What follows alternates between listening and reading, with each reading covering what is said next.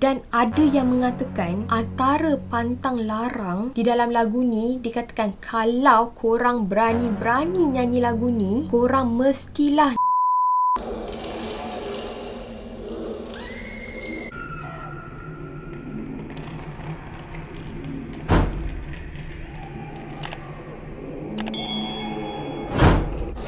Assalamualaikum dan hai semua. Okey korang, macam yang korang tahu, kepercayaan masyarakat Melayu pada zaman dahulu dengan perkara-perkara mistik ni memang sangat sinonim dan juga akrab kan. Contohnya kepercayaan terhadap ritual ataupun amalan-amalan khurafat seperti ilmu hitam, santau, bomoh dan sebagainya. Okey, jadi konteks maksud kepercayaan dekat sini tak semestinya semua orang yang kena percaya 100% tau. Dan nama pun kepercayaan kan. Jadi sebab itulah setiap individu ni mempunyai pilihan sama ada diorang nak percaya ataupun tak nak percaya. Sebagai contoh, untuk kali ni kita akan fokuskan dengan kisah Ulik Mayang ataupun lagu Ulik Mayang. Jadi buat pengetahuan korang, lagu Ulik Mayang ni asal usul dia daripada negeri Terengganu dan merupakan antara lagu tradisional yang sangat-sangat terkenal ataupun popular dekat Malaysia ni. Tetapi lagu Ulik Mayang ni ada keunikan dia yang tersendiri tau, dan antaranya adalah dibandingkan dengan lagu rakyat yang lain, lagu Ulik Mayang ni memang selalu sangat dikaitkan dengan perkara-perkara misteri ataupun mistik tau. Even sampai sekarang, setengah masyarakat Melayu yang menganggap setiap kali je diorang dengar lagu ni, mesti bulu roma diorang akan meremang tau. Jadi sebenarnya asal usul kisah di sebalik lagu Ulik Mayang ni dikatakan berlaku sejak ratusan tahun dahulu lamanya, di mana keadaan ini berlaku sewaktu masyarakat Melayu masih lagi mengamalkan kepercayaan animisme. Jadi sebenarnya asal lagu Ulik Mayang ni merupakan sebuah mentera yang dikatakan dinyanyikan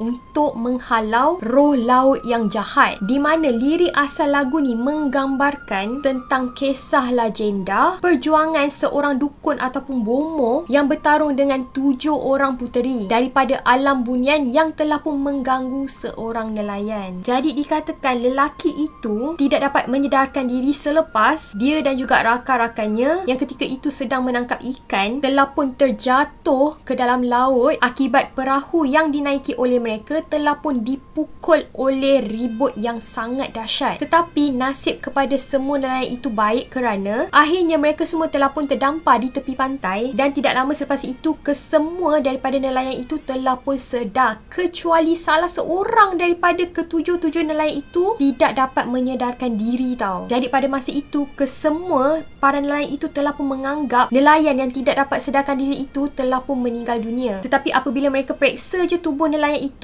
mereka telah mendapati bahawa sebenarnya nelayan itu masih hidup dan juga bernyawa. Puas diorang kejut, tapi masih lagi nelayan tu tak dapat sedarkan diri tau. Oleh sebab itulah pada zaman dahulu mungkin masih lagi tak ada kepakaran doktor, di mana pada zaman itu mungkin kebanyakan daripada masyarakat Melayu ni masih lagi percaya dengan kebolehan para bomoh kan. Jadi selepas itulah para nelayan ni telah pun memanggil seorang bomoh untuk menyedarkan kembali nelayan tersebut. Jadi selepas itu bomoh tersebut telah pun mengubati nelayan tersebut dengan beberapa bacaan mantra, dan apabila diseru, bomoh tersebut mendapati bahawa rupa-rupanya nelayan itu telah pun dipukau oleh semangat laut. Jadi daripada situlah bomoh itu telah mendapati bahawa rupa-rupanya ada seorang puteri bunian ni cuba menguji ataupun menakluk ke semua nelayan tadi tau. Tetapi hanya seorang sahaja nelayan yang dapat dia takluk. Jadi dipercayai bahawa nelayan yang tidak dapat sedarkan diri tu rupa-rupanya sedang terperangkap dan sedang merayau-rayau di alam bunian tanpa arah tujuan. Jadi oleh sebab itulah bomoh tersebut cuba untuk membawa balik semangat nelayan tersebut untuk kembali ke dunia nyata ni. Jadi start daripada situlah bomoh ni cuba bertarung dengan salah seorang puteri bunian tersebut. Jadi bermulalah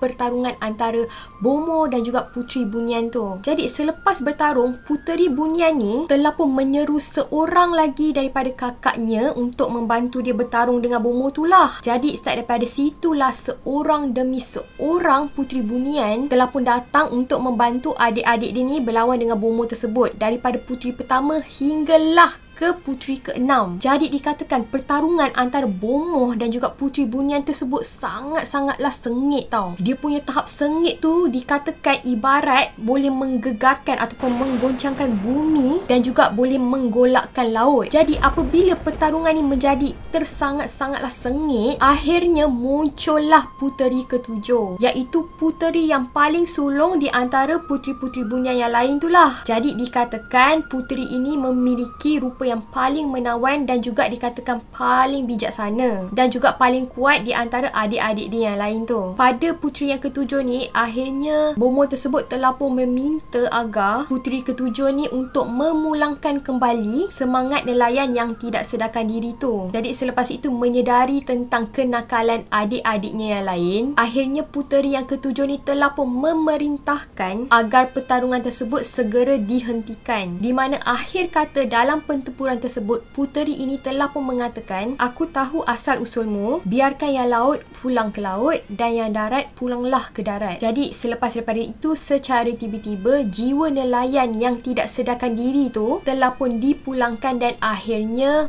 nelayan tersebut pun sedarkan diri. Jadi dikatakan disebabkan Bomoh dan juga nelayan-nelayan lain ni telah pun terhutang budi kepada puteri Bunian tersebut, akhirnya mereka telah pun mempersembahkan nasi berwarna kepada sang puteri sebagai tanda penghargaan dan juga terima kasih. Di mana upacara ini dikatakan dikekalkan dan diamalkan sehingga kedatangan Islam untuk menunjukkan rasa terhutang budi kepada semangat-semangat laut ni. Jadi terdapat juga beberapa sumber telah menyatakan bahawa upacara ulit mayang ni akan dimainkan sewaktu musim puja pantai sebagai persembahan kepada penunggu laut supaya dapat mengelakkan perkara-perkara yang tidak baik daripada mengganggu para nelayan ni untuk mencari rezeki di lautan. Dan selain daripada itu juga, ada yang mengatakan bahawa upacara ulit mayang ini juga turut dilakukan untuk mengubati pesakit yang mempunyai penyakit lah dengan menggunakan semangat yang dipuja. Jadi selain daripada itu, walaupun ada yang berpendapat bahawa 7 adik-beradik Bunian ini berasal daripada laut, tetapi ada juga segelintir daripada orang zaman dahulu yang percaya bahawa puteri-puteri tersebut sebenarnya menetap di sebuah bukit yang kini dikenali sebagai Bukit Puteri. Jadi bukit ini dikatakan mempunyai keluasan seluas 0.69 hektar dengan ketinggian kira-kira 200 meter dari paras laut, di mana pada zaman sekarang bukit ini terletak berhadapan dengan Pasar Kedai Payang Kuala Terengganu. Jadi bagi penduduk setempat, Bukit Puteri ini telah pun dinamakan sempena 7 adik-beradik puteri Bunian ni yang dipercayai telah pun menjadi penjaga kepada bukit tersebut. Dan mereka juga percaya bahawa puteri-puteri inilah yang telah disebut di dalam mantra ataupun di dalam lagu Ulit Mayang ni. Okey, jadi by the way, kalau korang tengok ni, ini adalah lirik lagu Ulit Mayang kan. Tapi kalau korang perasan, sebenarnya di dalam lirik lagu Ulit Mayang ni hanya disebut puteri nombor 2, 4 dan juga 6. Manakala puteri nombor 1, 3 dan juga 5 tak disebut tau.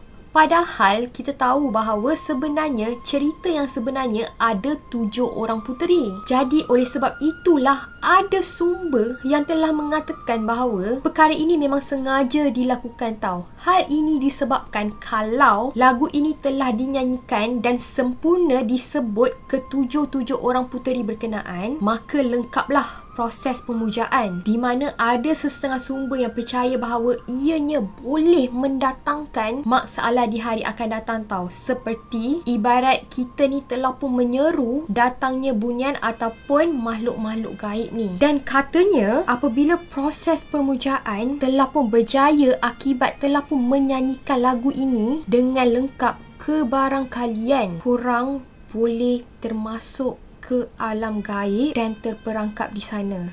So, adakah perkara ini betul ataupun tak? Allahu alam, tak tahulah. Dan ada yang mengatakan antara pantang larang di dalam lagu ni dikatakan kalau korang berani-berani nyanyi lagu ni, korang mestilah nyanyi lagu ni sampai habis. Hal ini kerana kalau korang ingat dalam lagu ni ada 4 ayat keramat tu kan, di mana dalam ayat tu mengatakan yang dari laut baliklah ke laut, yang dari darat baliklah ke darat. Jadi bait lirik ni dikatakan untuk menghantar ataupun menghalau semula makhluk gaib ni ke tempat asal dia. Sebab itulah kalau korang berani nyanyi lagu ni, korang kenalah nyanyi sampai habis. Ibarat korang hantar baliklah makhluk tersebut ke tempat asalnya. Dan ada juga yang mengatakan bahaya tau bagi orang yang lemah semangat untuk nyanyi lagu ni.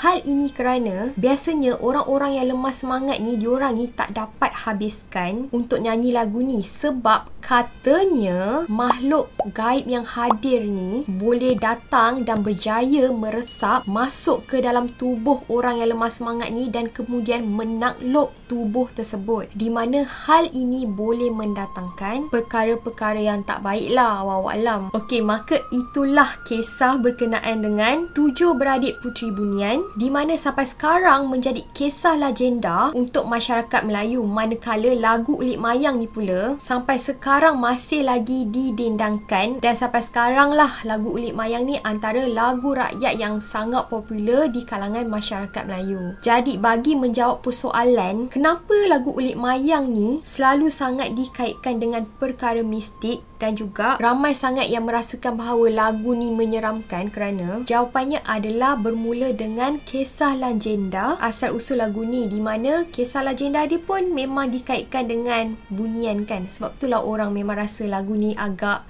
creepy dan menyeramkan. So sama ada lagu ni betul-betul menyeramkan, betul-betul mistik ataupun tak, terserahlah kepada diri masing-masing. So thank you so much kepada anda tengok video ni sampai habis. See you again next time and bye.